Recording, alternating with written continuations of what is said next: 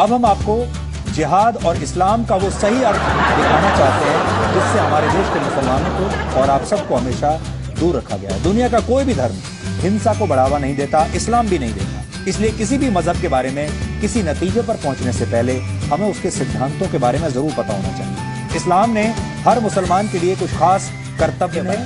इस्लाम के 5 स्तंभ कहते हैं। इस्लाम का पहला स्तंभ, जिसका शाब्दिक अर्थ है घोषणा करना या गवाही देना। हर मुसलमान का कर्तव्य है कि वो इस बात की घोषणा करे कि अल्लाह के सिवा कोई और परमेश्वर नहीं है, यानी वो सिर्फ और सिर्फ अल्लाह में ही अपना भरोसा रखेगा। दूसरा स्तंभ है सलात। फारसी में इसी को नमाज भी कहते हैं। इस्लाम कहता है कि हर मुसलमान के लिए दिन में 5 बार नमाज पढ़ना जरूरी है। इस्लाम का तीसरा स्तंभ है ज़कात। आप इसे साल में 1 बार किया जाने वाला दान भी कह सकते हैं। हर मुसलमान के लिए जरूरी है कि वो अपनी आय का, अपनी आमदनी का एक हिस्सा जरूरतमंदों को दान जरूर दें,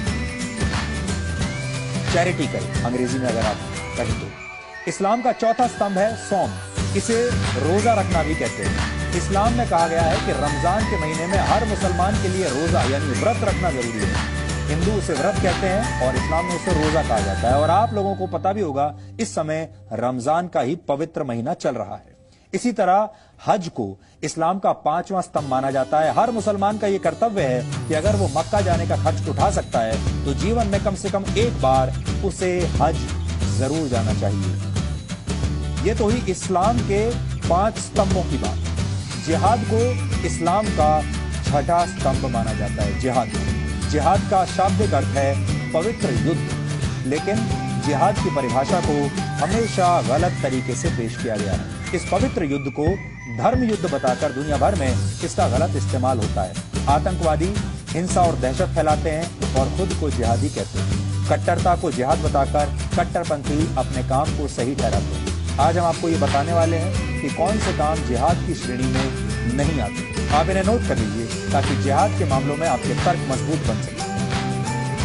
अगर किसी के ऊपर इस्लाम कबूल करने के लिए जबरदस्ती की जाए तो इसे जिहाद नहीं कहा जा सकता। अगर किसी देश या क्षेत्र पर कब्जा जमाने के लिए उस पर हमला किया जाता है तो इसे भी जिहाद नहीं करेंगे। इसी तरह अगर आर्थिक फायदे के लिए किसी इलाके पर हमला किया जाता है तो ये जिहाद नहीं है। सिर्फ अपनी ताकत का प्रदर्शन करने के नाम पर, लीडर की ताकत का प्रदर्शन करने के नाम पर हिंसा को जिहाद नहीं कहा जा सकता। अगर निर्दोष लोगों, बच्चों, महिलाओं की हत्या की जाती है या उनका बलात्कार किया जाता है, इसे भी जिहाद बिल्कुल नहीं कह सकते। और अगर किसी पर हमला करके उसकी संपत्ति का नुकसान किया जाता है, इसे भी जिहाद नहीं कहेंगे। इसी तरह अगर किसी को हराने के लिए जैविक युद्ध का सहारा लिया जाता है तो इसे भी जिहाद नहीं कहा जाना चाहिए। जिहाद ही नहीं, इस्लाम में तो साधारण युद्ध के लिए भी कई सख्त नियम हैं और इन नियमों का पालन न करना गुनाह माना गया है। पहला नियम यह है कि आप युद्ध की पहल खुद नहीं कर सकते। ये युद्ध किसी बादशाह या सुल्तान के निर्देश पर नहीं, बल्कि सिर्फ किसी धार्मिक नेता के कहने पर ही शुरू किया जा सकता है। ये नियम ये भी कहते हैं कि युद्ध में दुश्मन को भी पूरा सम्मान देना चाहिए और दुश्मन सैनिकों के साथ न्याय करना चाहिए। दुश्मन सेना के घायल सैनिकों का इलाज उन्हें अपना सैनिक मानकर करना चाहिए। युद्ध जितनी जल्दी हो सके उसे समाप्त करना चाहिए। अगर दुश्मन शांति की पहल करे तो फौरन युद्ध विराम की घोषणा कर देनी चाहिए। युद्ध के दौरान कुओं या पानी के स्रोतों में जहर डालना बिल्कुल प्रतिबंधित है। आधुनिक युद्ध की भाषा में कहें तो रासायनिक या जैविक हथियारों से हमला करना गुनाह माना गया। जिहाद की परिभाषा को सदियों से हमेशा गलत तरीके से पेश किया जाता रहा है और इसी का नतीजा है कि हमारे देश में जिहाद पर बात करना आपके जेल जाने की गारंटी बन सकता है। सच दिखाना आपको कोर्ट कचहरी